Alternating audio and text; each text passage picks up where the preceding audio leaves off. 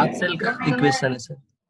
क्योंकि आपके पास कोई इलेक्ट्रोड नहीं है जहां पे जाके ये वाला रिएक्शन होगा, तो एक आपको चाहिए कोई इनर्ट इलेक्ट्रोड, कार्बन के ले लो, ग्रेफाइट इलेक्ट्रोड या प्लेटिनम का ले लो। ओके, ये सही रहेगा। सेकंड वाला इक्वेशन देखो, AgCl है, इलेक्ट्रॉन गेन कर रहा है, ये Ag प्लस वाला part, Ag plus electron gain कर रहा है, Ag बन रहा है और Cl माइनस निकल जा रही है बाहर। तो basically this is also reduction, तो इसको भी रिप्रेजेंट करेंगे तो हम शॉर्ट ब्रिज के राइट हैंड साइड में भी ही आएगी, क्योंकि रिडक्शन होती है आपकी कैथोड पे। तो देखो बेसिकली आपके पास AgCl है, ठीक है ना। अब AgCl जो होती है वो एक सॉलिड ही होता है, ठीक है ना, ये एक सॉलिड होता है। और बनी Ag, तो बना Ag वो भी एक सॉलिड है, तो आपको कुछ सेपरेट करने की जरूरत नहीं है, कॉमा डाल सकते हो बीच में। ओके, और in presence of chloride ion, देखो क्लोराइड आयन प्रेजेंट है, बल्कि Cl माइनस है। ओके, इस तरह रिप्रेजेंट किया जा सकता है। अंडरस्टूड? अब चलिए ये वाली क्वेश्चन है आपके पास एक, आप जल्दी से इसका ये डिग्री सेल निकालो और मुझे बताओ। 1 मिनट टाइम लो आप और जल्दी से इसको सॉल्व करो।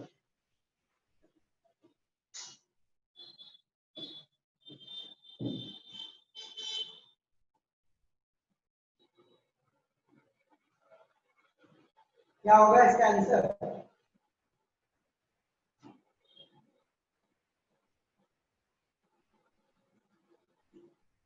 जल्दी से बताओ।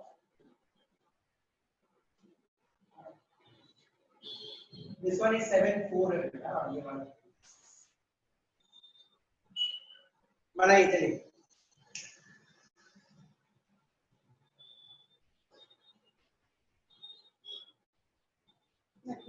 जिंक का इसको आप 7-6 ही रखो, इसको 7-6 रखो, इसको 3-4 आप करो 7-6-3-4। क्या होगा इसका सर? 1.1 वोल्ट। हेलो हाँ बोलिए सर, 1.1 वोल्ट। यस। देखो बेसिकली आपको यहाँ पे नजर आ रही है, तो ये वाली पार्ट जो है X है, सॉलिड बन रही है X2 प्लस, है ना, तो ये वाला ऑक्सीडेशन हो रहा है। और यहाँ पे Y है, तो Y बन रही है Y2 प्लस है, यहाँ पे Y2 प्लस है, Y2 प्लस बन रही है आपकी Y, तो यहाँ पे हो रहा है रिडक्शन, ठीक है ना। अब ई डिग्री सेल आप जानते हो क्या होती है, ई डिग्री ऑक्सीडेशन प्लस ई डिग्री रिडक्शन, ऐसे भी डायरेक्ट लिख सकते हैं, या ई degree cathode minus E degree है, तो ई डिग्री ऑक्सीडेशन। अब ये वाला देखो X से X2 प्लस दिया हुआ है, ऑब्वियसली ये वाली ऑक्सीडेशन, X से X2 प्लस है तो ये वाला ऑक्सीडेशन है, पूरा इलेक्ट्रॉन लूज हो रहा। अब यहाँ पे भी इलेक्ट्रॉन लूज का ही कहानी दिखाया हुआ है, यहाँ पे भी ऑक्सीडेशन पोटेंशियल दिया है। अब आपको यहाँ पे थोड़ा दिमाग लगाना पड़ेगा कि ई डिग्री ऑक्सीडेशन है, ये वाला तो सही है, चल रहा है, कोई दिक्कत नहीं। Okay, understood, but this value is given a little, ये सही है, ये 0.76, और ये वैल्यू थोड़ी गलत दी हुई है, -0.34। ओके, अब इसका आप उल्टा करोगे तो आपको रिडक्शन पोटेंशियल मिल जाएगी 0.3, ओके, प्लस 0.34, आप यदि ऐड करोगे तो 1.14। Okay, understood? ये ध्यान देना है, गलत दिया होता है, ये बेसिकली देखो ये कॉपर का है और ये वाला जिंक का है।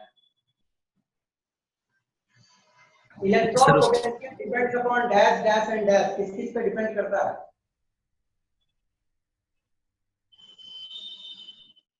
इलेक्ट्रोड पोटेंशियल किस किस पे डिपेंड करता है? Sir, nature of electrode, nature, concentration of ions in solution, concentration of ion in electrolyte पे डिपेंड करेगा, और किस पे डिपेंड कर सकता है? टेम्परेचर, टेम्परेचर पे temperature, डिपेंड करेगा। ओके, अब इस शेल का एक फॉर्मूला होता है डैश माइनस डैश, क्या होता है? E cathode minus E anode, yes, E cathode minus E anode, या इसको हम लोग E RHS minus E LHS भी लिखते हैं। और दोनों कौन सा पोटेंशियल होता है यहाँ पे? Reduction, reduction potential, reduction potential state करनी है आपको। ई सेल यदि एक पर्टिकुलर केस में पॉजिटिव आ रही है तो मींस रिएक्शन कैसी है? spontaneous, very good, spontaneous reaction. इसका मतलब क्या होता है? एक cell salt rotation, bridge, salt bridge sir, और इसका मतलब phase boundary, phase boundary। Okay, oxidation potential is dash and dash of dash. Oxidation potential is dash and dash of dash. बोलिए जल्दी। sir reducing power and opposite of reduction potential, Oxidation potential is equal and opposite of reduction potential, yes sir. बहुत simple सी चीज है, जल्दी से एक note कर लो, काम आ जाएगी ये सारे क्वेश्चन।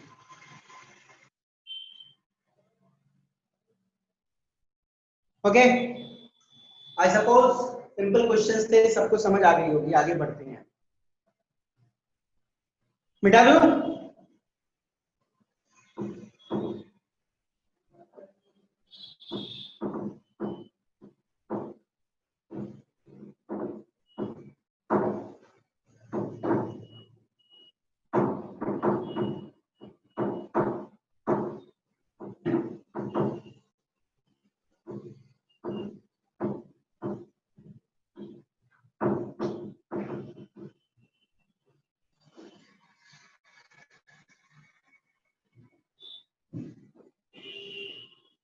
चलिए नेक्स्ट पोर्शन में हम लोग मूव करेंगे, and it's a very important portion.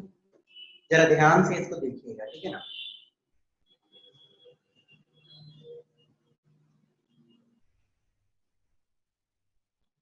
Measuring of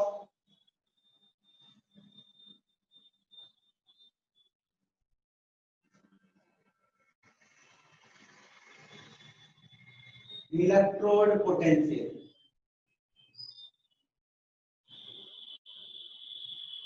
अब हम लोग कोई पर्टिकुलर चीज का इलेक्ट्रोड पोटेंशियल कैसे मेजर करते हैं वो हम लोग देखने वाले हैं topic.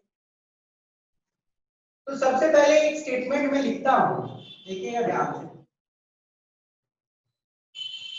It is not possible, it is not possible to measure the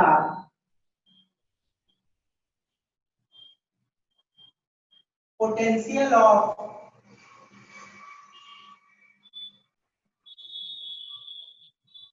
individual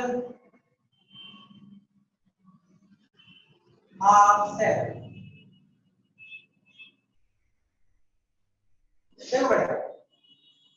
मैंने यहाँ पे एक स्टेटमेंट लिखा है, and this statement is 100% true. और क्यों ट्रू है हम लोग देखेंगे। ये पॉसिबल नहीं है, ये पॉसिबल नहीं है कि आप कोई इंडिविजुअल हाफ सेल का पोटेंशियल मेजर कर लो। बोलने का मतलब क्या है? देखो, जब हम एक सेल बनाते हैं तो दो हाफ सेल होते हैं, है ना? दो हाफ सेल, उसमें जैसे आपको याद ही होगा कि मैंने एक में जिंक डिप किया था, और मान लो एक में मैंने कॉपर डिप किया। ओके, इसको मैंने डाला जिंक सल्फेट में, और इसको मैंने डाला कॉपर सल्फेट में। सपोज करो this one is zinc sulphate है ये, और ये कॉपर सल्फेट है, और ये कॉपर। ओके, अब हम लोग क्या करते थे, इसको कनेक्ट कर देते थे। है ना, और यहाँ पे एक सॉलिटरी भी लगी है।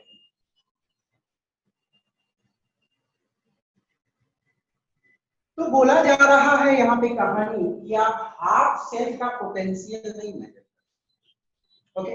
और सर्किट में आपको मालूम है कि यहाँ पे एक एमीटर लगा सकते हैं और ऐसे में एक वोल्टमीटर भी सीरीज पैरेलल में लगा सकते हैं, ओके।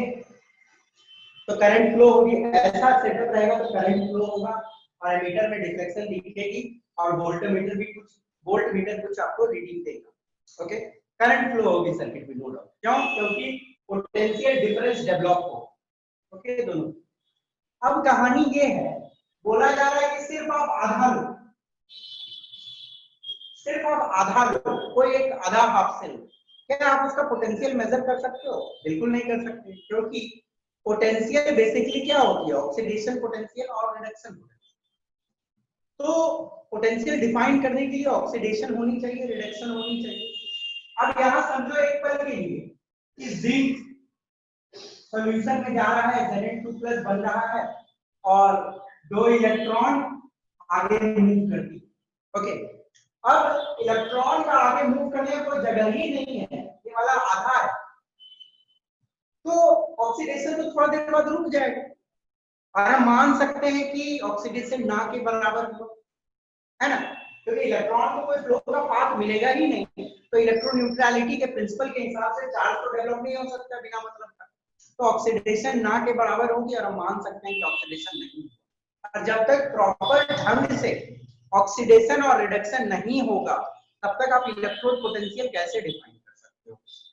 तो ये सिंपल सी कहानी है कि इंडिविजुअल हाफ सेल का आप ऑक्सीडेशन पोटेंशियल या रिडक्शन पोटेंशियल नहीं मेजर कर सकते हो, क्योंकि ऑक्सीडेशन और रिडक्शन हमेशा साथ में, एक चीज ऑक्सीडाइज होती है तो दूसरी चीज रिड्यूस होती है। यदि कोई चीज रिड्यूस होने वाला नहीं है तो ऑक्सीडाइज कैसे होगा? ओके, तो मेजर नहीं की जा सकती, ये 100%। तो हम लोग क्या करते हैं फिर? इसमें किसी को दिक्कत, यदि क्वेश्चन आए स्कूल एग्जामिनेशन में, ऐसा क्वेश्चन पूछा जाता है कि क्यों ये पॉसिबल नहीं है कि आप किसी का पोटेंशियल हाफ सेल का मेजर नहीं कर सकते? क्यों नहीं मेजर कर सकते? Because oxidation and reduction always occurs simultaneously, और यदि हाफ सेल है तो ऑक्सीडेशन और रिडक्शन नहीं हो सकता है, तो वी कैन नॉट मेजर। अब देखिएगा, तो हम लोग करते क्या है, हमारे पास तो पोटेंशियल की वैल्यूज होती है, जैसे मैंने लिखा अभी आपके पास, तो we basically measure each cell, हम लोग मेजर करते हैं। क्या मेजर करते हैं? Each cell. Each cell is measured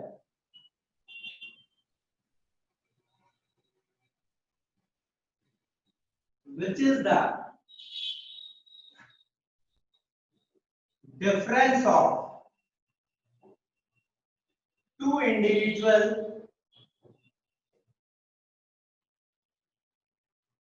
half cell potential।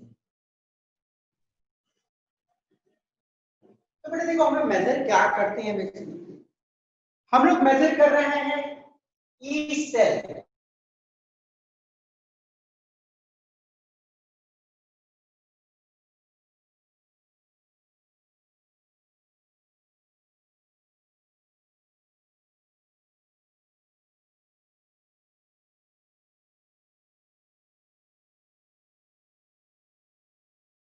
Major करते हैं that is E cathode minus E anode. ये दोनों इलेक्ट्रोड के बीच में जो पोटेंशियल डिफरेंस है वो तो वोल्टमीटर हमको बता सकता है कि नहीं? वोल्टमीटर वो बता देता है। तो हम लोगों को ई सेल पता चल जाता है, जो होता क्या है बेसिकली, इंडिविजुअल हाफ सेल की पोटेंशियल की डिफरेंस होती है। तो ये हमें पता चल गया, ओके। अब सपोज करो ये वैल्यू आपको नोन है, वोल्टमीटर के रीडिंग से आपको पता चलेगा, ओके। और आपको कोई बोले कि आप मुझे ई कैथोड का वैल्यू बताइए क्या होगा, तो क्या आप ई कैथोड का वैल्यू यहां से बता सकते हो? 1 मिनट सोच के मुझे बताना, क्या बता सकते हो कि नहीं? ई एनोड दिया रहेगा तो बता देंगे सर, ऐसे तो नहीं। बता सकते हो? नो सर, अगर ई एनोड गिवन है तो बता सकते हैं। ये वाला पता ही नहीं है बेटा, कहाँ से इसको इधर ले जाओगे प्लस करोगे, ये वाला नोन है, इसमें प्लस करोगे तब नहीं पता चलेगा। तो जब तक ये वाला हमको यस मालूम नहीं सर। रहेगा तब तक हम कैसे बता सकते हैं? ये इम्पॉसिबल, नहीं बता सकते। तो भैया करेंगे क्या? तो हम लोग एक जुगाड़ लगाते हैं और उस जुगाड़ से हम बता सकते हैं कि कैथोड के बारे में। और वो जुगाड़ क्या है उसको समझिए जरा। सपोज करो कि this one is a building और ये वाली ग्राउंड फ्लोर है और फर्स्ट फ्लोर पे आप रहते हैं। ओके, ग्राउंड फ्लोर है, फर्स्ट फ्लोर पे आप रहते हैं और आपको किसी ने बोला कि बेटा एक घड़ी को 8 फुट पे टांग दो, दीवार घड़ी को 8 फुट पे टांग दो, तो आप क्या करते हो? अपने फ्लोर को स्टैंडर्ड मानते हो, है ना? वहां से 8 फुट मेजर करते हो और यहाँ पे घड़ी लगा, ठीक है ना? तो आपने 8 फीट पे घड़ी लगा दी, पर क्या सचमुच आपने 8 फीट पे घड़ी लगाया? नहीं लगाया। क्यों? क्योंकि आपने इस डिस्टेंस को तो मेजर किया ही नहीं, ग्राउंड से डिस्टेंस को मेजर किया आपने? नहीं मेजर किया, आपने इस डिस्टेंस को 0 मान लिया, है ना? और अपने इस फ्लोर को स्टैंडर्ड पकड़ के मेजर कर लिया डिस्टेंस। ठीक सेम जुगाड़ हम लोग यहां पे लगा, जिस प्रकार यहां से यहां तक के डिस्टेंस को हम 0 पकड़ लेंगे, उसी प्रकार किसी एक पर्टिकुलर इलेक्ट्रोड की पोटेंशियल को हम 0 पकड़ लेते हैं। कोई भी एक पर्टिकुलर हाफ सेल की पोटेंशियल को हम लोग 0 पकड़ लेते हैं। मान लो एक पल के लिए कि मैं इसके वैल्यू को 0 पकड़ लिया, मैं मान सकता हूं, स्टैंडर्ड मानना तो मेरे ऊपर, मैं किसी एक को स्टैंडर्ड मान लिया और उसको 0 पकड़ लिया। ओके, अब मैं इसको 0 यदि मान लूं एक पल के लिए, तो E degree cell, sorry E cell जो है ई कैथोड के बराबर हो जाएगी, जो वोल्ट मीटर की रीडिंग होगी वो इसके बराबर। बट हम लोग 0 किसको पकड़ते हैं वो हमें समझना है। तो नेक्स्ट स्लाइड में मैं आपको बताऊंगा कि 0 हम लोग किसको पकड़ते हैं और स्टैंडर्ड किसको नापते हैं। जैसे आपने यहाँ पे हाइट को स्टैंडर्ड मान लिया ग्राउंड फ्लोर से लेके फर्स्ट फ्लोर तक, वैसे ही एक पर्टिकुलर इलेक्ट्रोड को हम लोग स्टैंडर्ड पकड़ते हैं जिसके वैल्यू को 0 मानते हैं। ओके, अब किसको 0 मानते हैं हम लोग देखेंगे नेक्स्ट स्लाइड में। यहां तक किसी को कोई दिक्कत, आई सपोज दिक्कत नहीं होनी चाहिए, डालो इसको। Yes, चलिए, sir.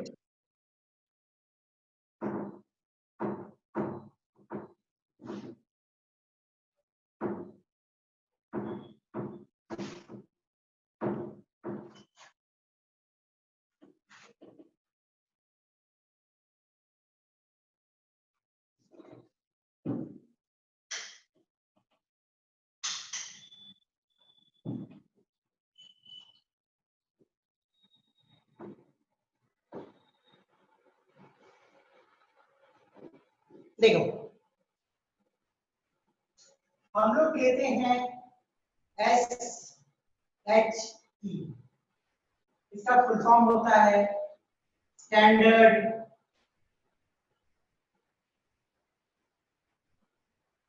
Hydrogen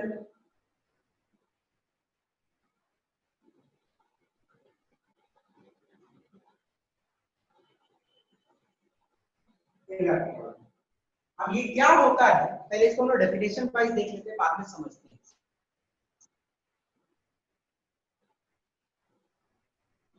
it is a reference electrode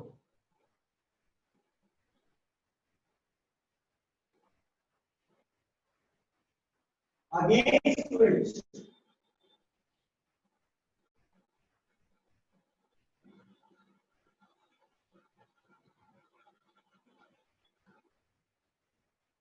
the potential of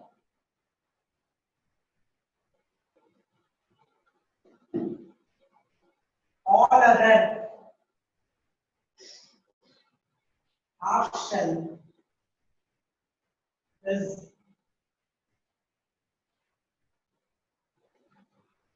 measured। Okay, तो SHE बोले तो स्टैंडर्ड हाइड्रोजन इलेक्ट्रोड इसका फुल फॉर्म हुआ। ओके, और ये क्या है, एक रेफरेंस इलेक्ट्रोड है, रेफरेंस इलेक्ट्रोड जिसके पोटेंशियल को हम लोग 0 पकड़ लेते हैं और उसके आधार पे दूसरे हाफ सेल्स का पोटेंशियल नापते हैं। चलो देखते हैं कैसे होती है ये काम। एक्चुअली हमारे पास एक वेसल होता है, ओके, और उस वेसल में हम लोग एसिड रखते हैं, और ये जो एसिड रखेंगे स्ट्रिक्टली 1 मोलर H+ कंसंट्रेशन, ध्यान देना है, आप जो एसिड रखोगे वो स्ट्रिक्टली 1 मोलर कंसंट्रेशन रहनी चाहिए उसकी। और उसमें एक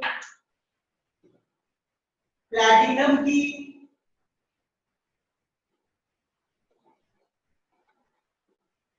इनर्ट इलेक्ट्रोड डालते हैं। क्या डालते हैं? प्लैटिनम का इनर्ट इलेक्ट्रोड। और एक पर्टिकुलर इस टाइप की सेटअप से ये ढका हुआ रहता है।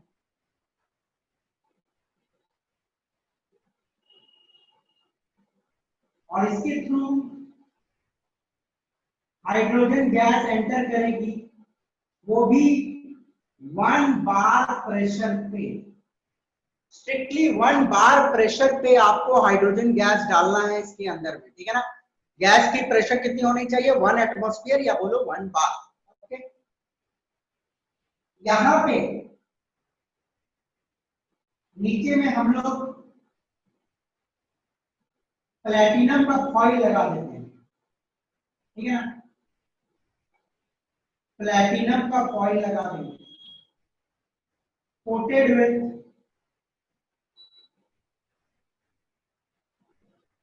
Dust of platinum. ओके, देखो ये प्लैटिनम की वायर है और ये प्लैटिनम की फॉइल है, वहां पे हम प्लैटिनम के छोटे छोटे टुकड़े उसके ऊपर कोट करते हैं। क्यों कोट करते हैं वो थोड़ा देर बाद बताऊंगा।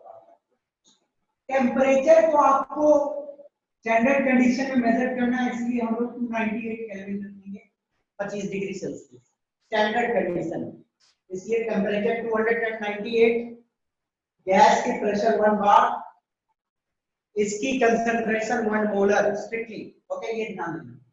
अब क्या करेंगे, इसके साथ और कोई एक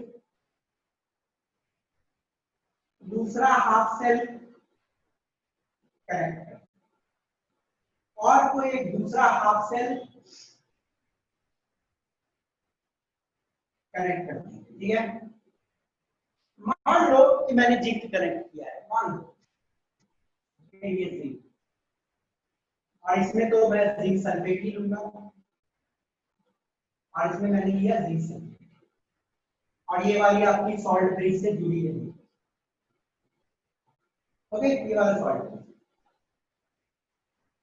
स्लाइड बना देता हूँ, कंफ्यूजन ना हो जाए।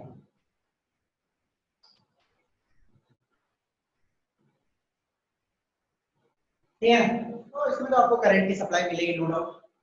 यहाँ पे एमीटर लगा रहेगा और वोल्टमीटर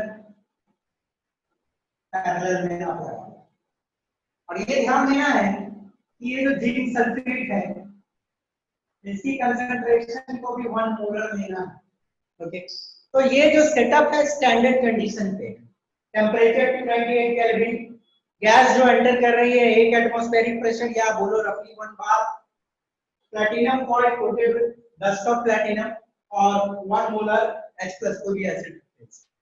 तो ये एक सेटअप है। जो ये वाली पार्ट है,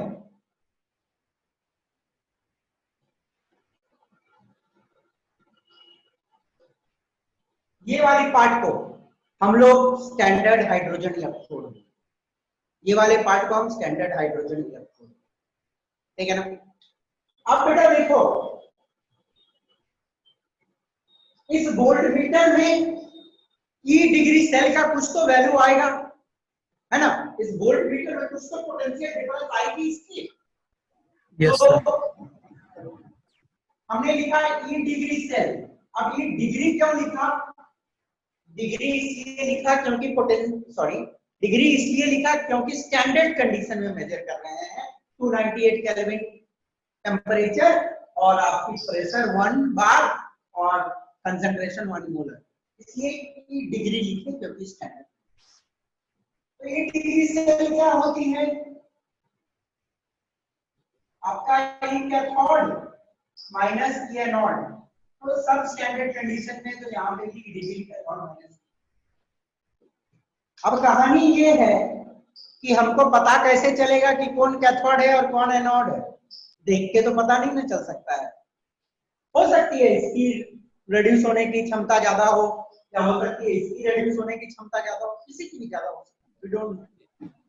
बट आप एक तरीका से बता सकते, आप इलेक्ट्रोड को देख के बता सकते। आपको मालूम है कि एनोड जो होता है वो पतला होता है ना। यस ये मान लो सर। जिंक की यदि आयंस इसमें एंटर कर रही है, जिंक की आयंस इसमें एंटर कर रही है, तो जिंक की रॉड क्या होगी? पतली होती जाएगी, और जो रॉड पतला होता है वही तो एनोड होता है। ओके, तो मान लेते हैं एक पल के लिए कि जिंक एनोड है, जिंक पतली हो रही है तो जिंक एनोड है। और एक तरीका है पकड़ने का, करंट के डायरेक्शन से। करंट किधर से किधर फ्लो होती है? करंट कहां से कहां फ्लो होता है sir? Cathode to anode. Yes, cathode से एनोड फ्लो होती है। मान लो करंट ऐसे फ्लो हो रहा है, मानो करंट का डायरेक्शन ये वाला है। यदि ये वाला करंट का डायरेक्शन है तो कैथोड का पक्का वाला ये है और एनोड पक्का ये यस वाला है, ठीक है ना। तो चलो हमने मान लिया कि ये वाला एनोड है, ये वाला है। तो E degree cell is E degree cathode minus E degree है। ई डिग्री सेल का वैल्यू एक सेकंड के लिए मैं पकड़ता हूं। वोल्टमीटर ने दिया x वोल्ट, x मानते आई x। तो हमने बेटा एनोड को तो स्टैंडर्ड पकड़ के रखा है, हाइड्रोजन इलेक्ट्रोड, इसकी वैल्यू तो हो गई 0। तो x नहीं, एनोड नहीं बेटा, एनोड तो इसको मानना है, कैथोड को सर। एनोड को इसको मानना है, इसको तो कैथोड मानना है, तो इसको मैंने पकड़ लिया 0। स्टैंडर्ड हाइड्रोजन इलेक्ट्रोड क्या है? It is a reference electrode, जिसके आधार पे पोटेंशियल मेजर होता है दूसरे हाफ सेल्स में जो इलेक्ट्रोड लगे हुए हैं। तो E degree cell is E degree cathode minus anode, इसको तो स्टैंडर्ड पकड़ के रखे हैं। स्टैंडर्ड हाइड्रोजन इलेक्ट्रोड स्टैंडर्ड है, स्टैंडर्ड वाला 0 होता है, हो गया 0। तो x is equal to E degree anode, और ये जो माइनस साइन है इधर माइनस को प्लस कर दो, इधर minus, okay, minus minus plus हो गया, माइनस x वोल्ट। तो बेसिकली माइनस x वोल्ट, या v लिख देता हूं मैं, माइनस x v जो आई क्या? ई डिग्री एनोड की वैल्यू आ गई। मतलब बोलने का कि, और यहाँ पे तो रिडक्शन पोटेंशियल ही आ गई, ई degree cathode minus E degree anode. तो हमें रिडक्शन पोटेंशियल जिंक का पता चल जा रहा है, that is just equal to this degree. अब क्या करूंगा मैं नेक्स्ट केस में x वोल्ट से, ध्यान रखिए अभी x की लिखता हूं, यूनिट नहीं लिखना है। तो बेसिकली ई डिग्री Zn 2 प्लस 2 जिंक, देखो 2 प्लस 2 जिंक मतलब इलेक्ट्रॉन गेन करके जिंक पड़ रहा है। Zn 2 प्लस 2 जिंक आगे minus x, that is standard reduction potential, तो इस स्टैंडर्ड कंडीशन में मेजर किया। सर Zn से Zn2 प्लस होगा ना? Zn 2 प्लस से जिंक जाएगा तब ना, इलेक्ट्रॉन गेन करेगा तब ना जाएगा। तो ठीक है, भले जिंक के साथ ऑक्सीडेशन हो रहा है, पर हम लोग यहाँ पे इसको बदल देते हैं ना, उल्टा कर देते हैं, तो रिडक्शन पोटेंशियल लेते हैं। Okay yes. तो अब क्या करेंगे हम लोग? अगली बार जिंक के जगह में अल्युमिनियम लगा लेंगे, तो वोल्टमीटर की रीडिंग आएगी और वो रीडिंग हो जाएगी अल्युमिनियम की रिडक्शन पोटेंशियल। फिर सिल्वर लगा देंगे, सिल्वर की रिडक्शन पोटेंशियल पता चल जाएगी। हाइड्रोजन के रेस्पेक्ट में। फिर नेक्स्ट केस में हम कॉपर, मतलब कॉपर लगा दो, कॉपर की पता चल जाएगी, गोल्ड लगा दो, गोल्ड की पता चल जाएगी, जिसकी लगानी है उसकी पता चलते जाएगा आपको। तो हमें क्या है, हाइड्रोजन वाला को मैंने 0 पकड़ लिया और उसके रेफरेंस में अब सबका मैं नाप रहा हूं पोटेंशियल का वैल्यू, तो हमें सबकी वैल्यू मिल जाएगी और इस प्रकार हमें इलेक्ट्रोड पोटेंशियल का वैल्यू पता चल जाएगा सबका with respect to a standard electrode that is hydrogen. समझ आई कि नहीं समझ आई? ओके, कोई दिक्कत? No sir. किसी को कोई दिक्कत? कुछ पूछना है?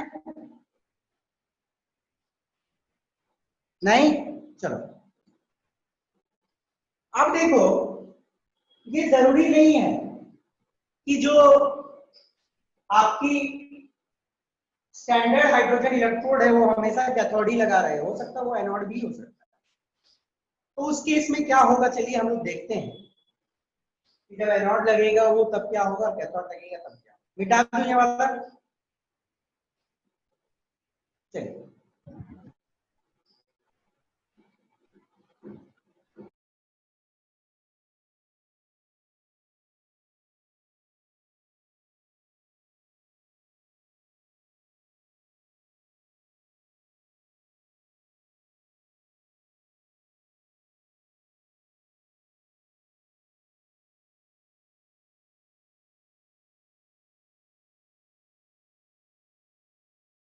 प्लैटिनम फॉइल के ऊपर के डस्ट क्यों कोट किए जाते हैं या प्लैटिनम के छोटे छोटे टुकड़े क्यों डाले जाते हैं? Actually to increase the surface area. Okay, आपको मालूम है यदि आप छोटा छोटा टुकड़ा लोगे तो सरफेस एरिया इंक्रीज हो जाती है और रेट ऑफ रिएक्शन बढ़ जाता है। तो स्मॉल मतलब टुकड़े डाले जाते हैं प्लैटिनम के इसलिए ताकि सरफेस एरिया इंक्रीज हो जाए और रेट ऑफ रिएक्शन इंक्रीज रहे। तो ये दिमाग में रखनी है, यदि पूछ लिया जाए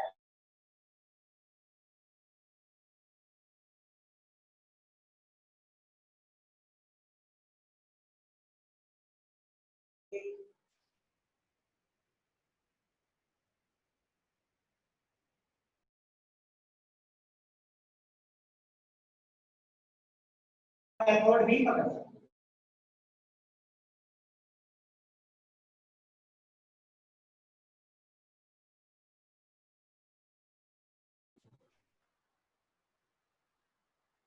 ऑक्सीडेशन। एनोड का ऑक्सीडेशन होता है। तो ऑक्सीडेशन होता है तो इक्वेशन क्या होगा? Yes sir. H2 gas 2 electron lose करेगा, 2H प्लस बनेगा। 2H प्लस बन जाए। तो हम लोग क्या लिखेंगे, E H2 बनी आपकी H प्लस, जिसकी वैल्यू हो जाएगी 0, that is standard oxidation potential. आप यदि एनोड पकड़े हो इसको, तो एनोड पकड़े हो तो H2 2 इलेक्ट्रॉन लूज करता है, 2H प्लस बनता है। तो इलेक्ट्रॉन लूज हो रही है तो दैट इज ऑक्सीडेशन। तो ऑक्सीडेशन है तो H2 से H प्लस जाना तो इलेक्ट्रॉन लूज होते जाता है, तो उसका वैल्यू को हम 0 मानते हैं हाइड्रोजन के लिए। That is standard oxidation potential भी हाइड्रोजन के लिए 0 ही होता है। ओके, क्योंकि रिडक्शन पोटेंशियल 0 होगी तो ऑक्सीडेशन पोटेंशियल भी 0 होगा, सीधा बात, उल्टा ऑपोजिट होता है। और यदि आपने कैथोड पकड़ा है तो कैथोड में क्या होती है, गेन ऑफ इलेक्ट्रॉन होता है। तो 2H प्लस 2 इलेक्ट्रॉन गेन करेगा और हाइड्रोजन गैस बनके निकलेगा। ओके, तो यहाँ पे बेसिकली H प्लस से H2 जा रही है तो ये रिडक्शन हो रही है, तो रिडक्शन मतलब रिडक्शन पोटेंशियल। तो इसके रिडक्शन पोटेंशियल के वैल्यू को भी हम लोग 0 ही पकड़ते हैं। तो हाइड्रोजन के केस में आप ऑक्सीडेशन पोटेंशियल पकड़ो या रिडक्शन पोटेंशियल पकड़ो, दोनों की वैल्यू 0 ही रहेगी। ओके, आपको बस ये इक्वेशन याद रखना। ओके, अब यदि कैथोड लगा हुआ है हाइड्रोजन, यदि कैथोड लगा हुआ है हाइड्रोजन वाला इलेक्ट्रोड, तो आप देखोगे कि जब रिएक्शन हो रही है तो बबल्स दिख रही है। तो बबल्स निकलते जो दिखते हैं वो क्या रहते हैं, वो बता सकते हो क्या? Hydrogen gas. हाइड्रोजन गैस निकलती है, ये ध्यान देना। तो यदि हाइड्रोजन कैथोड लगा हुआ रहेगा तो आपको बबल्स भी दिखेगा, उससे भी पहचान सकते हो, ठीक है ना? इसमें बबल्स नहीं दिखेगा। ओके, बबल्स पानी के नीचे से नहीं, तो ये याद रहना चाहिए। अब देखो, कोई बोल दिया आपको कि भैया इसका आप इक्वेशन मतलब सेल नोटेशन दिखाओ। हाइड्रोजन इलेक्ट्रोड को आपने एनोड बनाया है और उसका सेल नोटेशन दिखाओ, कैसे दिखाओगे? एनोड है तो लेफ्ट हैंड साइड में लिखेंगे कि राइट हैंड साइड में? Sir left left hand side. Hand, left left hand. Hand side में। तो सबसे पहले आपको लेना है एक इनर्ट इलेक्ट्रोड, प्लेटिनम सॉलिड ले लिया आपने। फिर फेस बाउंड्री, ठीक है ना? हाइड्रोजन गैस है, 1 एटमॉस्फेयर पे रहती है, वो आपको शो करना है ताकि पता चले कि स्टैंडर्ड है। ओके, फिर फेस बाउंड्री और बनती है क्या? H plus aqueous, aqueous. और आपको कंसंट्रेशन भी शो कर देना है उसका, ताकि हमें पता चले कि वो स्टैंडर्ड है। H प्लस एक्वस 1 मोलर, समझ आई? Platinum solid H2 gaseous 1 atmosphere पे एंटर कर रही है, H प्लस जो एक्वस बन रहा है वो कंसंट्रेशन इनिशियली 1 मोलर रहती है। ओके, ध्यान रखना। और यदि आप ये वाला लोगे तब क्या कोई बदलाव आएगा इसके लिखने में? सर राइट हैंड साइड में हो जाएगा बस। राइट हैंड साइड में हो जाएगा क्योंकि रिडक्शन हो रहा है कैथोड भैया। तो कैसे लिखाएगा? सबसे पहले आपका H प्लस एक्वस है, 1 मोलर कंसंट्रेशन है, फेस बाउंड्री मैंने डाल दिया, हाइड्रोजन गैस 1 एटमॉस्फेयर पे हमने लिया था, लिबरेट भी हो रही है वही उस पे, और साथ में आपको लगाने की जरूरत है एक इनर्ट इलेक्ट्रोड भी। आई सपोज आपको आइडिया क्लियर हो जानी चाहिए। तो स्टैंडर्ड हाइड्रोजन इलेक्ट्रोड क्या है? एक रेफरेंस इलेक्ट्रोड है, मैंने जुगाड़ लगाया, उसको 0 मान लिया और उसके रेफरेंस में सबको मान नाप रहे हैं, है कि नहीं? और सबकी हमको वैल्यू मिलते जा रही है रिडक्शन पोटेंशियल की या ऑक्सीडेशन। ओके, तो रेफरेंस तो कुछ भी पकड़ सकते हैं हम, अपने घर से बोल सकते हैं कि मेरे घर से दिल्ली इतना किलोमीटर है, मेरे घर से स्टेशन इतना किलोमीटर है, मेरे घर से कलकत्ता इतना किलोमीटर है, हम रेफरेंस तो कुछ भी पकड़ सकते हैं, तो हमारी मर्जी। ओके, तो ये जुगाड़ लगा के हम लोगों ने इलेक्ट्रोड पोटेंशियल मेजर किया। ओके, तो आइडिया क्लियर होनी चाहिए। कोई भी डाउट है पूछिए, एनी डाउट?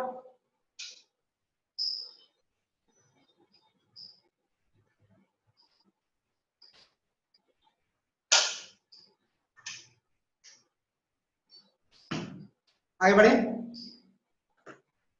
मिटा देते हैं, ठीक है?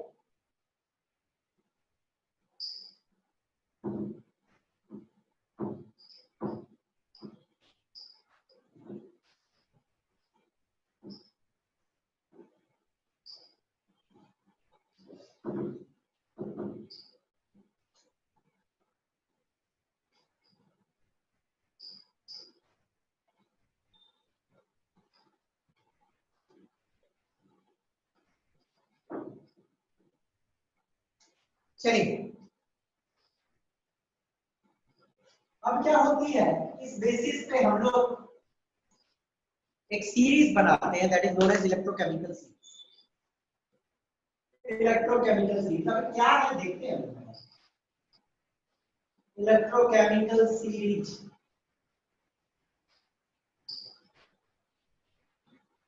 देखो बेटा इलेक्ट्रोकेमिकल सीरीज क्या होता है।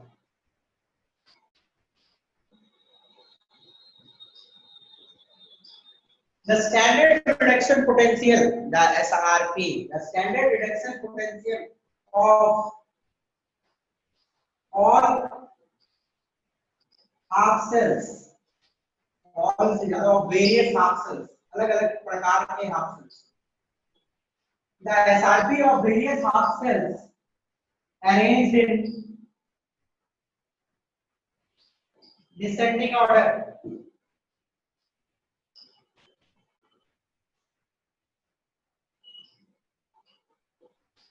अब देखो भाई, ये समझ लो बात, एसआरपी जब है, जब एसआरपी मेजर की हो, स्टैंडर्ड रिडक्शन पोटेंशियल मेजर की हो, तो किसको रेफरेंस पकड़ के मेजर की हो?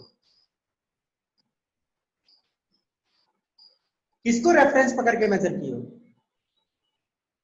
हाइड्रोजन को रेफरेंस पकड़ के मेजर किए 298 केल्विन पे, और कंसंट्रेशन को 1 मोलर रख के मेजर।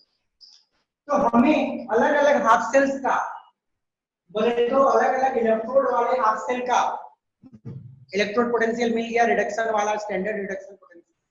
अब हमने क्या किया, उसको अरेंज कर दिया है डिसेंडिंग ऑर्डर में। डिसेंडिंग ऑर्डर क्या होता है? बड़ा से छोटा कि छोटा से बड़ा? बड़ा से छोटा कि छोटा से बड़ा? बड़ा से छोटा। बड़ी वैल्यू से छोटी वैल्यू तक अरेंज कर दिया है, ठीक है ना। तो हमें जो चार्ट मिलती है, हमें जो चार्ट मिलता है अलग अलग हाफ सेल्स के वैल्यूज का, उससे हम लोग बोलते हैं इलेक्ट्रोकेमिकल सीरीज। हम लोग सजा देते हैं।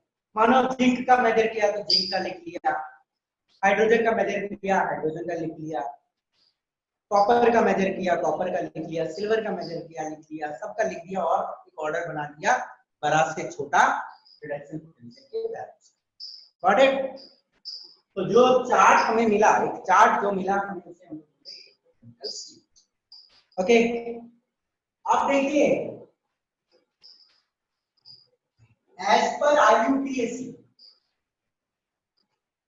International Union of Pure and Applied Chemistry के आधार पे, ओके, ये बोला गया है कि आप हमेशा स्टैंडर्ड हाइड्रोजन इलेक्ट्रोड को एनोड पकड़ो, ठीक है ना।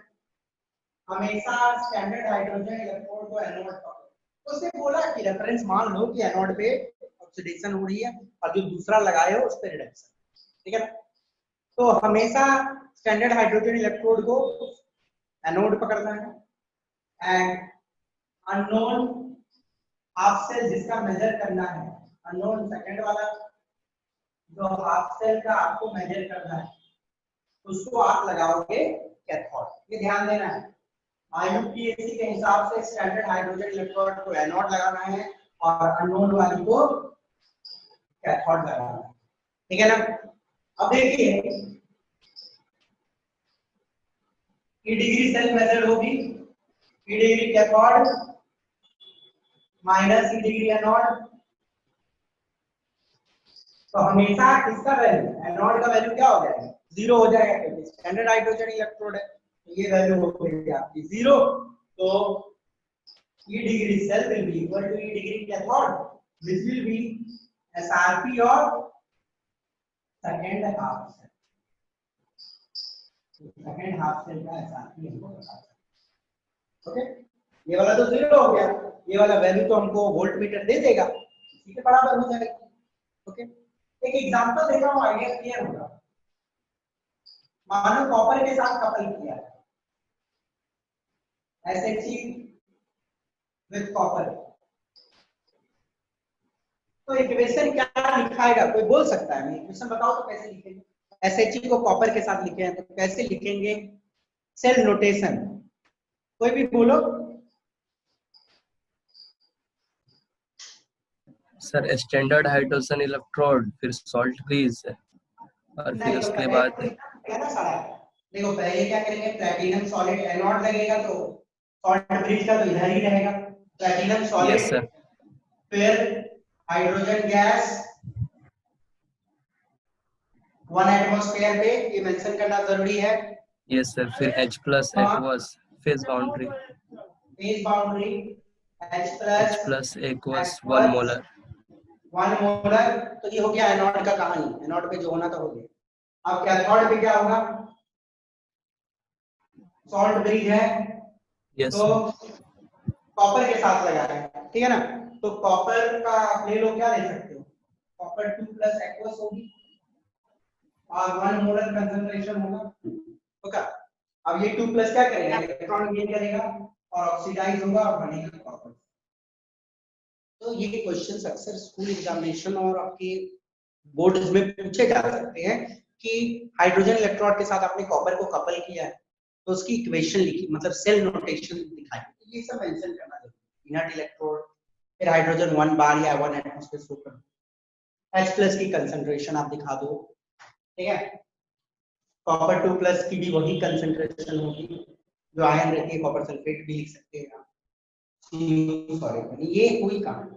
अब बेटा क्या हुआ, जब ऐसा मैंने बनाया तो E degree cell is equal to E degree cathode minus E degree anode ion, ठीक है। तो यहाँ पे जो वैल्यू आती है ये तो 0 हो जाता है, तो 0 पकड़ना, ये जो वैल्यू आता है वो 0.34 आता है। तो E डिग्री कैथोड बोलने का मतलब क्या है, E डिग्री Cu2+ से Cu, ध्यान दो Cu2+ से Cu मतलब इलेक्ट्रॉन लूज करके, सॉरी इलेक्ट्रॉन गेन करके, गेन करेगा तब ना 2 यूनिट पॉजिटिव चार्ज खत्म हुआ, इलेक्ट्रॉन गेन मतलब रिडक्शन, तो हमें रिडक्शन पोटेंशियल कॉपर का पता है। यहाँ पे दोनों रिडक्शन पोटेंशियल होती है, इक्वेशन मैंने बदल दिया आपको याद है ना, ओके। तो 0.34 वोल्ट आती है ये वैल्यू, वोल्ट मीटर में जब सेटिंग की जाती है तो रीडिंग आती है डिग्री सेल की 0.34, इसको तो 0 मान के रखें, ये हो खत्म, ओके। अब देखिए इससे हम समझेंगे क्या, बड़ी बात तो ये है कि हम इसे समझेंगे। देखो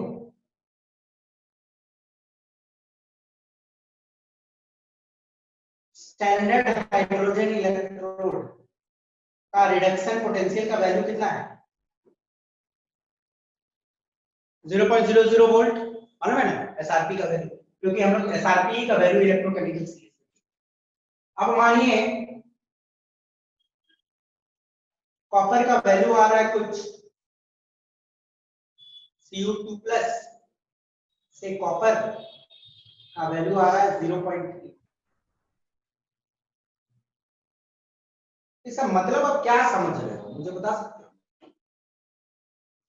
इसका मतलब हम यही समझ रहे हैं कि Cu2+ को Cu बनना है मतलब इलेक्ट्रॉन गेन करके ही बनेगा, या H+ को H2 बनना है तो इलेक्ट्रॉन गेन करके ही बनता है, ये सबको मालूम है ना। Cu2+ plus 2 electron minus will give Cu, और 2H+ plus 2 electron minus will give hydrogen gas। दोनों को इलेक्ट्रॉन ही गेन की कहानी है क्योंकि रिडक्शन पोटेंशियल।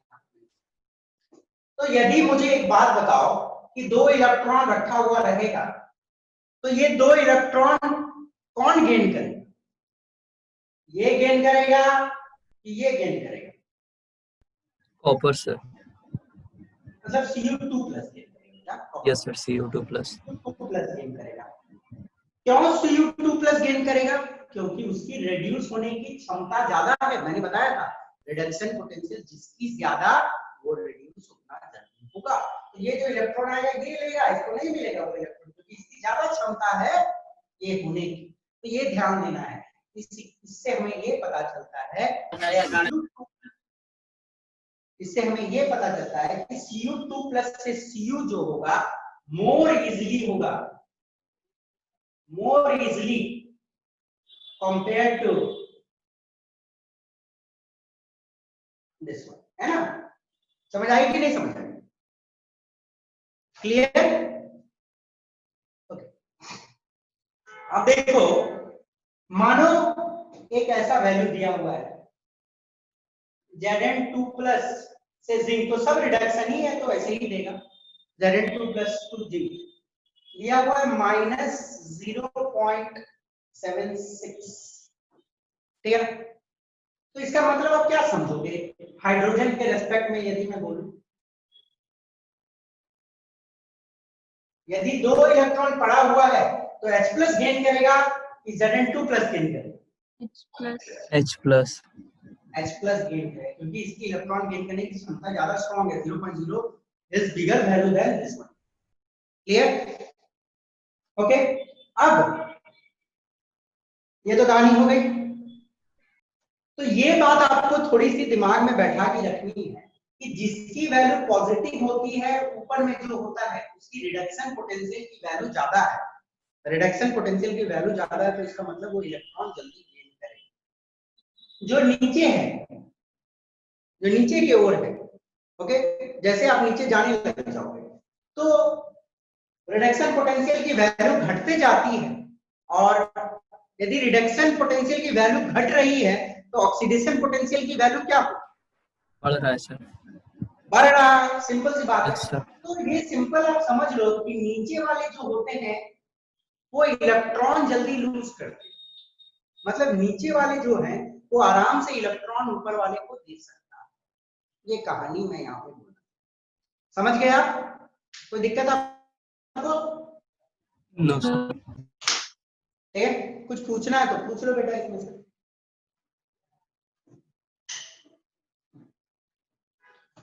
अगर आज कहने दें कुछ पूछना है तो पूछो।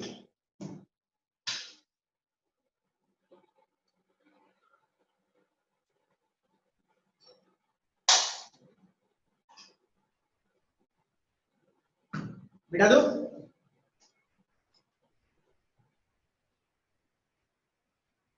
ये दिमाग में रखना, ओके।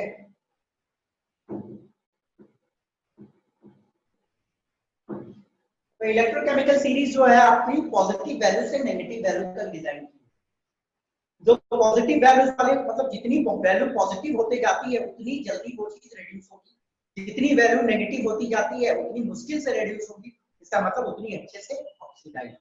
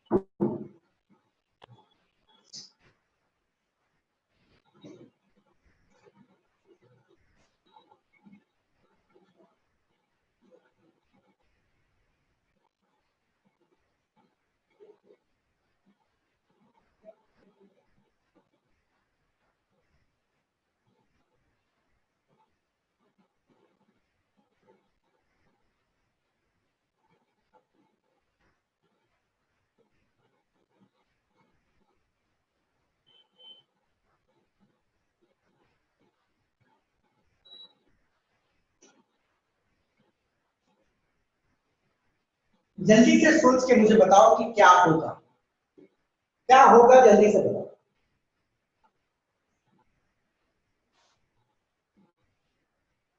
यदि आपने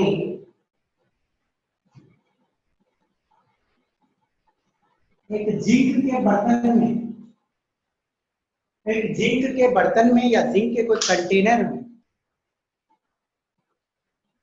कॉपर सल्फेट डाल के रखा, तो क्या होगा?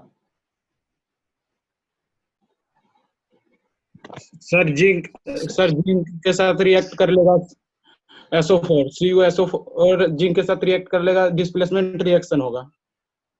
ठीक है, तो ये बहुत सिंपल में अच्छी बात है। सर जिंक ऑक्सीडाइज होता है Zn2+1 में। आपने बहुत सिंपल में एक्सप्लेन किया कि एक रिएक्शन होगी, तो थोड़ा हम लोग इसको इलेक्ट्रोकेमिकल वैल्यूज के ऊपर समझने का कोशिश करते हैं। देखो बेटा, आपको ये मालूम है कि डिग्री Cu2+ से Cu ये वैल्यू याद रखना, ठीक है ना, 0.34 याद रखना। कॉपर की रिडक्शन ये सब कुछ याद रखने पड़ेगा, तो कॉपर की value 0.34, okay.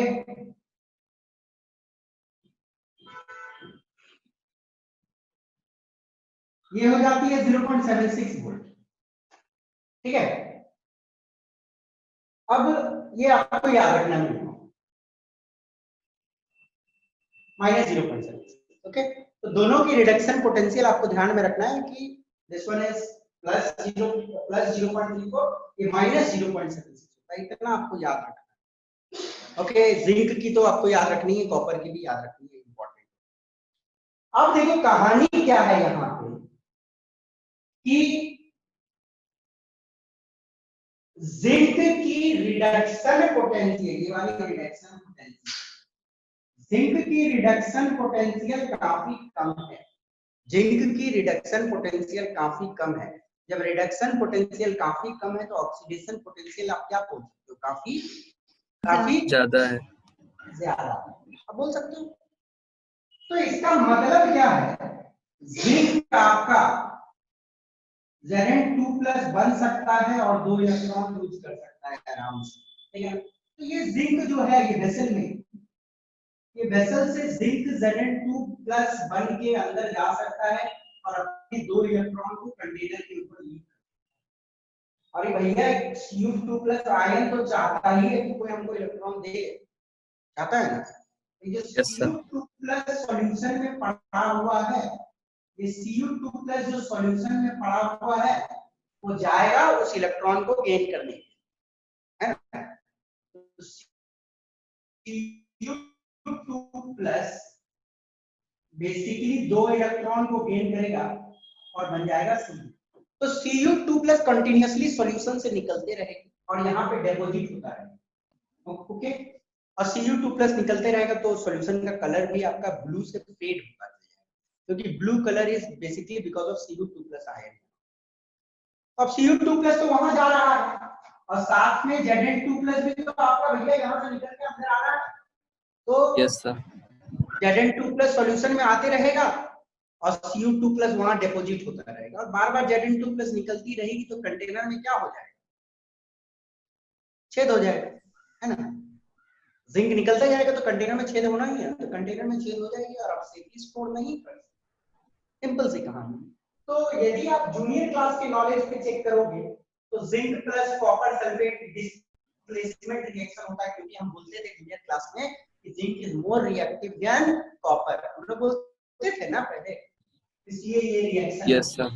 Zinc sulphate plus copper. Zn ZnSO4+ इसका Cu2+. कहानी आपको समझ आ गया क्या है कि Cu2+ है, SO4 2- है, ये 2+ हमेशा चाहता है कि पॉजिटिव वैल्यू है मेरा तो हम इलेक्ट्रॉन किसी से ले ले जल्दी से, और जिंक बेचारा इलेक्ट्रॉन तो लूज करने के लिए बैठा हुआ है, जिंक तो इलेक्ट्रॉन लूज करता है और Zn2+ बनता है, इलेक्ट्रॉन लूज होती है, ये गेन करते जाता है और ये बनते हैं।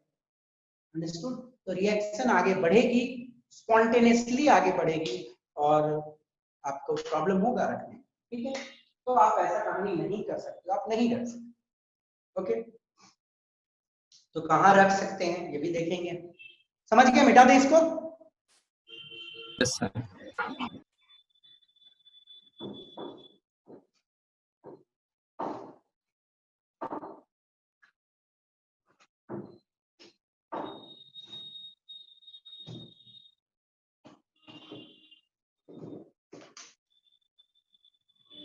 देखो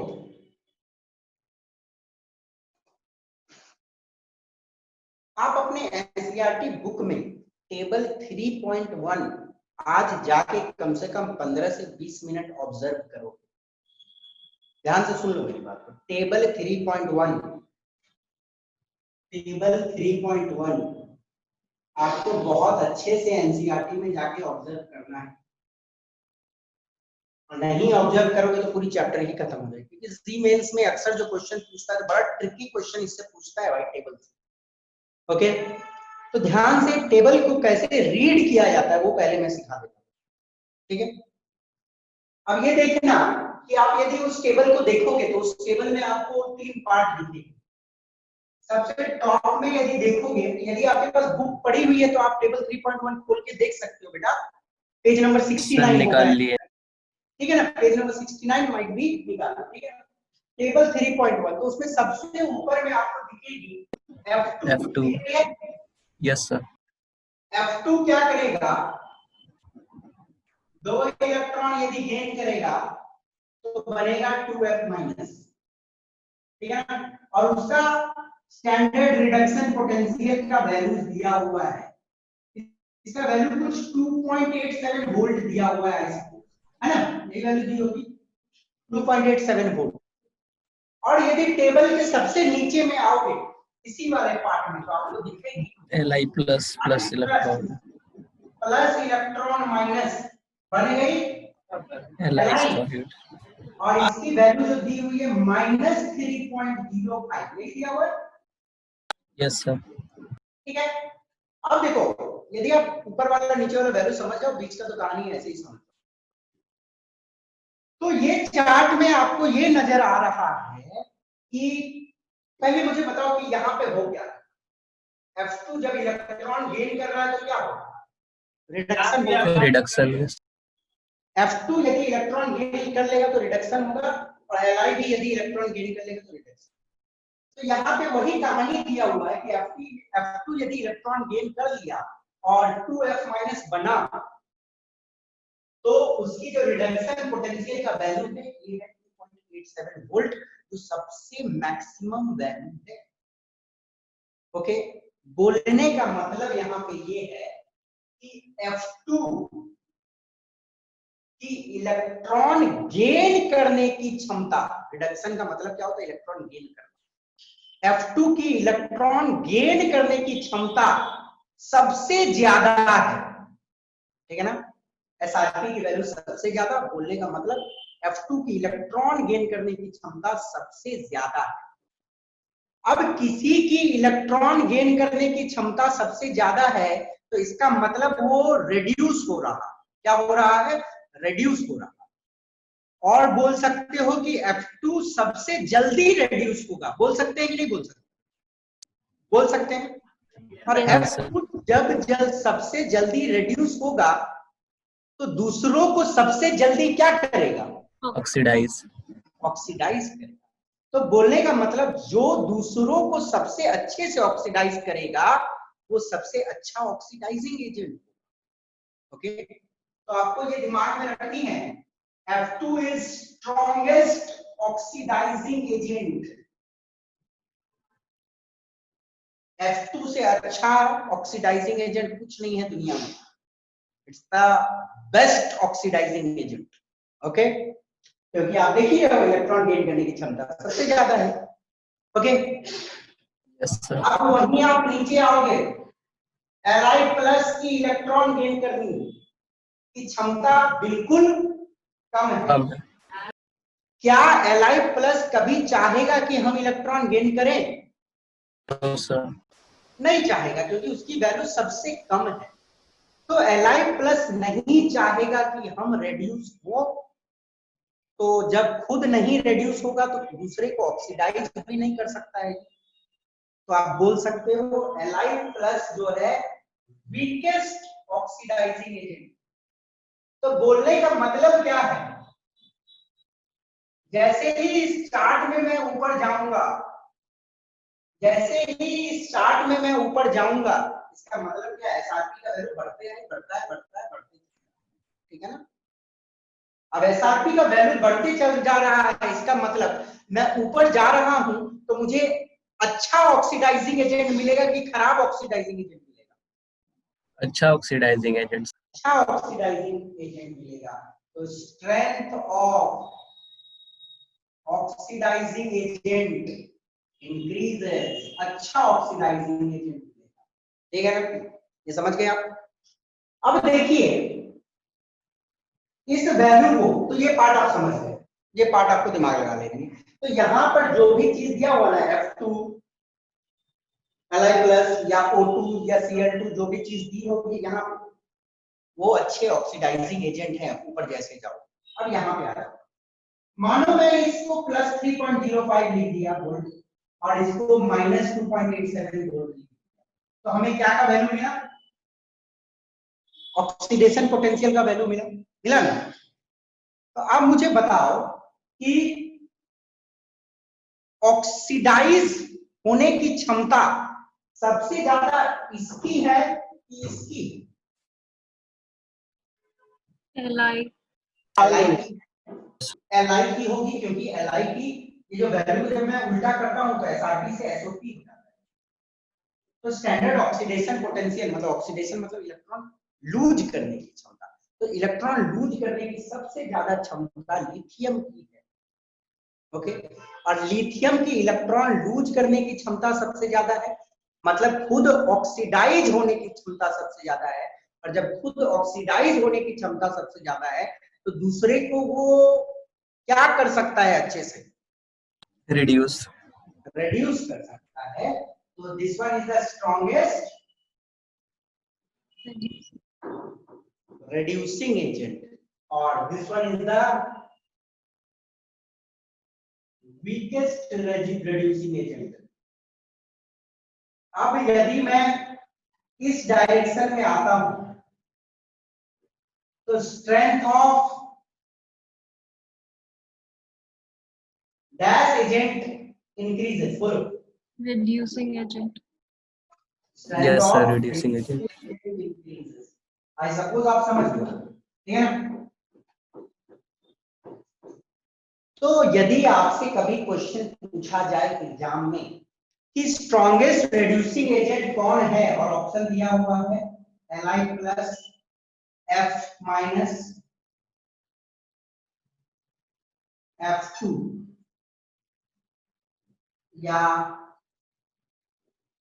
नन, कौन सा ऑप्शन होगा? स्ट्रॉन्गेस्ट रिड्यूसिंग एजेंट आपसे पूछा जाए. Sir, Li plus. Reducing agent. Strongest reducing agent बोलने का मतलब है कि इलेक्ट्रॉन भैया उसको लूज करना है, खुद Yes, oxidise. sir. Flow F minus. F2, sir, F2. देखो ध्यान से सुनो, बड़ा कंफ्यूज करता है, ऐसा ही क्वेश्चन तो मेंस में पूछता है. मैंने आपसे पूछा स्ट्रॉन्गेस्ट रिड्यूसिंग एजेंट, ठीक है ना? आपसे पूछा स्ट्रॉन्गेस्ट रिड्यूसिंग एजेंट कौन है. स्ट्रॉन्गेस्ट रिड्यूसिंग एजेंट मतलब क्या है बोलने का? वो सबसे जल्दी ऑक्सीडाइज होगी, मतलब उसकी ऑक्सीडेशन पोटेंशियल की वैल्यू सबसे ज्यादा होगी या रिडक्शन पोटेंशियल की वैल्यू सबसे कम होगी. तो रिडक्शन पोटेंशियल की वैल्यू तो हम लोग देख रहे हैं यहीं पे कम, तो वहां पे ये आता है या ये आता है. पर मुझे एक बात बताओ बेटा, क्या Li प्लस इलेक्ट्रॉन लूज कर सकता है? ये तो पहले ही इलेक्ट्रॉन लूज किया. तो स्ट्रॉन्गेस्ट रिड्यूसिंग एजेंट तो Li होता है, Li प्लस नहीं होता है, समझे? तो आंसर इसका नन होगा. समझ आई कि नहीं समझ आई? Yes, sir. ओके, तो स्ट्रॉन्गेस्ट रिड्यूसिंग एजेंट Li होगा, Li प्लस नहीं होगा.